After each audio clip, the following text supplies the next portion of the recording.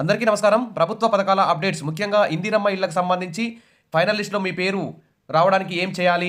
మీకేమైనా డౌట్స్ ఉంటే అవన్నీ క్లారిఫై చేస్తాను. అదేవిధంగా మీకు ఇల్లు శాంక్షన్ అయిన తర్వాత కూడా ఇంటి నిర్మాణం పూర్తయ్యే వరకు మీ అకౌంట్‌లో అమౌంట్ జమ అయ్యే వరకు పూర్తిగా మీకు మన ఛానల్ అయితే సహకరిస్తుంది కాబట్టి వీడియోస్ అయితే వస్తాయి కాబట్టి వీడియోస్ లైక్ చేస్తూ ఉండండి. సబ్స్క్రైబ్ చేసుకొని రెడీగా ఉండండి. ఇక వివరాలకెళ్తే ఈ వీడియోలో ఇందిరమ్మ ఇళ్లకు సంబంధించి నిన్న తెలంగాణ ప్రభుత్వం కీలకంగా 9 అంశాలపై నిర్ణయం అయితే తీసుకోవడం జరిగింది. ఈ ఇందిరమ్మ ఇళ్ల నిర్మాణాన్ని సర్వేనైతే స్పీడప్ చేయాలని చెప్పేసి అధికారులను ఆదేశించింది. ఇక సిబ్బందిని కూడా సమకూర్చుకోవాలి. నిధులు సమకూర్చుకోవడంలో చాలా స్పీడ్‌గా వ్యవహరిస్తుందని చెప్పుకోవచ్చు. ఇదొక గుడ్ న్యూస్ అని చెప్పుకోవచ్చు. ఇక్కడ చూస్తే సంక్రాంతి నుంచి ఇందిరమ్మ ఇళ్ల నిర్మాణం, కొత్త ఏడాదిలో పేదలకు ఇందిరమ్మ ఇళ్లు, 32 లక్షల దరఖాస్తులు ఇప్పటివరకు పరిశీలించాం. ఇంకా 50 లక్షల దరఖాస్తుల్ని పరిశీలించాల్సి ఉంది, సర్వే చేయాల్సి ఉంది.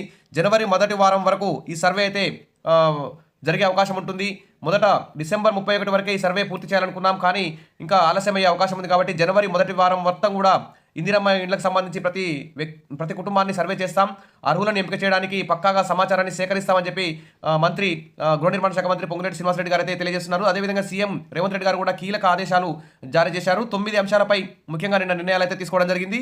మరి సర్వే పూర్తయిన తర్వాత సంక్రాంతికి ముందే లబ్ధిదారుల ఎంపిక గ్రామాల వారీగా గ్రామ సభల ఆధ్వర్యంలో సెలెక్ట్ చేస్తాం. జిల్లా ఇన్ఛార్జి మంత్రి కలెక్టర్ ఆధ్వర్యంలో ఈ ఇందిరమ్మ ఇళ్ల ఫైనల్ లిస్ట్ తయారు చేస్తామని చెప్పి చెప్తున్నారు. ఇక 33 జిల్లాలకు ఇందిరమ్మ ఇళ్లకు సంబంధించి ప్రాజెక్టు డైరెక్టర్లు కూడా నియమించారు.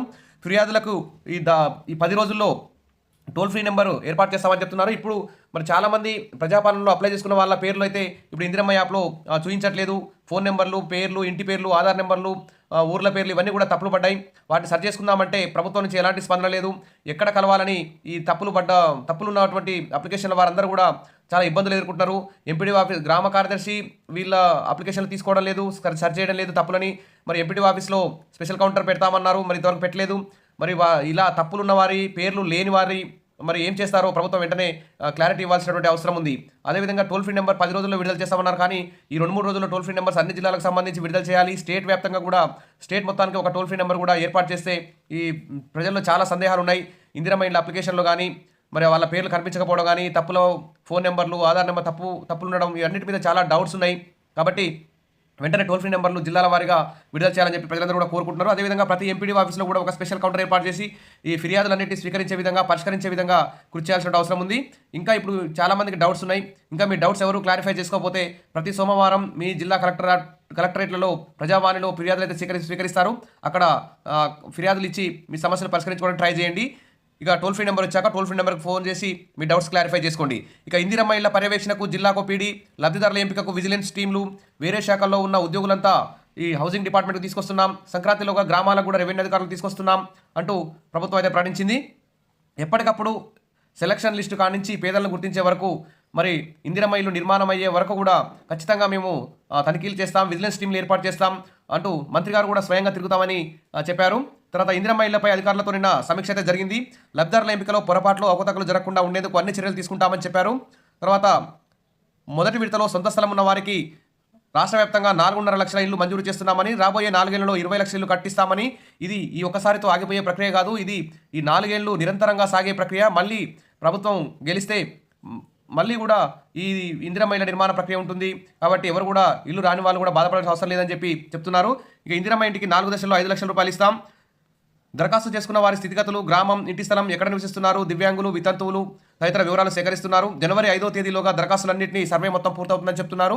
ఇక 80 లక్షల అప్లికేషన్లు వస్తే ఇప్పటివరకు 30 లక్షలు అయితే పూర్తయ్యాయి. మరి కేంద్రం సూచనలకు, నిబంధనలకు అనుగుణంగా మరి ఇందిరమ్మ ఇళ్లకు సంబంధించిన జాబితాను అందిస్తామని, వారు ఇవ్వకపోయినా, కేంద్ర ప్రభుత్వం వాళ్ళు డబ్బులు ఇవ్వకపోయినా రాష్ట్ర ప్రభుత్వం గ్రీన్ ఛానల్ ద్వారా చెల్లింపులు చేసిందన్నారు. లబ్ధిదారుల ఎంపికకు రేషన్ కార్డుతో సంబంధం లేదని స్పష్టం చేశారు.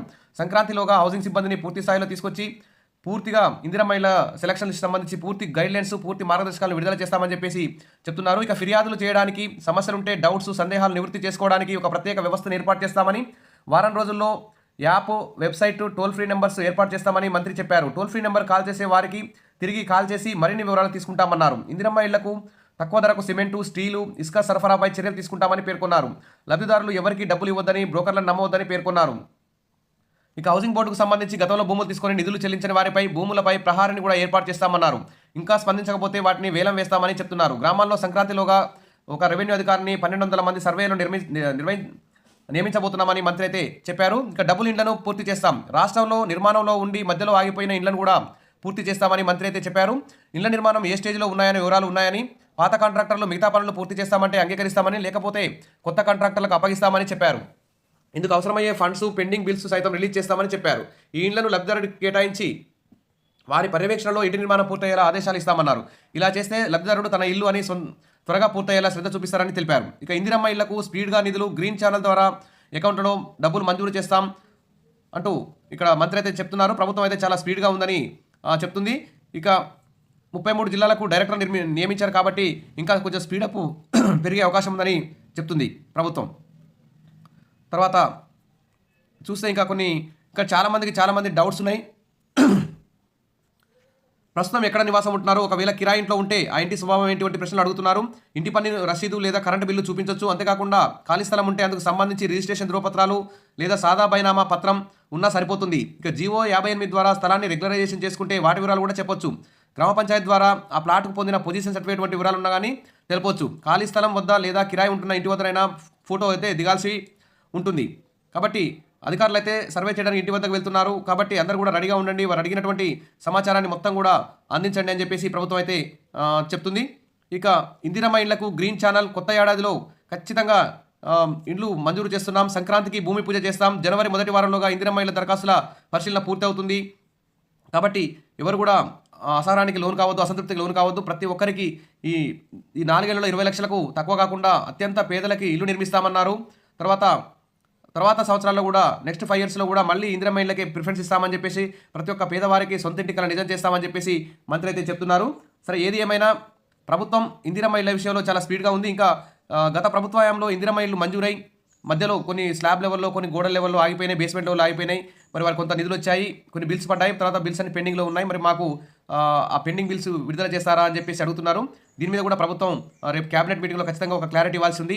గత ప్రభుత్వ హయాంలో శాంక్షన్ అయి మధ్యలో ఆగిపోయిన ఇళ్లకు కూడా బిల్లులు మంజూరు చేయాలి అని చెప్పేసి ప్రజలందరూ కూడా కోరుకుంటున్నారు. అవినీతికి ఆస్కారం లేకుండా గృహ నిర్మాణాలు మంజూరు చేయాలని చెప్పేసి చెప్తున్నారు. గత ప్రభుత్వం వదిలేసిన వాటిని కూడా పూర్తి చేస్తామని మంత్రి అయితే చెప్తున్నారు. ఇది రేపు క్యాబినెట్ మీటింగ్లో ఖచ్చితంగా మరి నిర్ణయం తీసుకొని క్లారిటీ ఇస్తే బాగుంటుంది.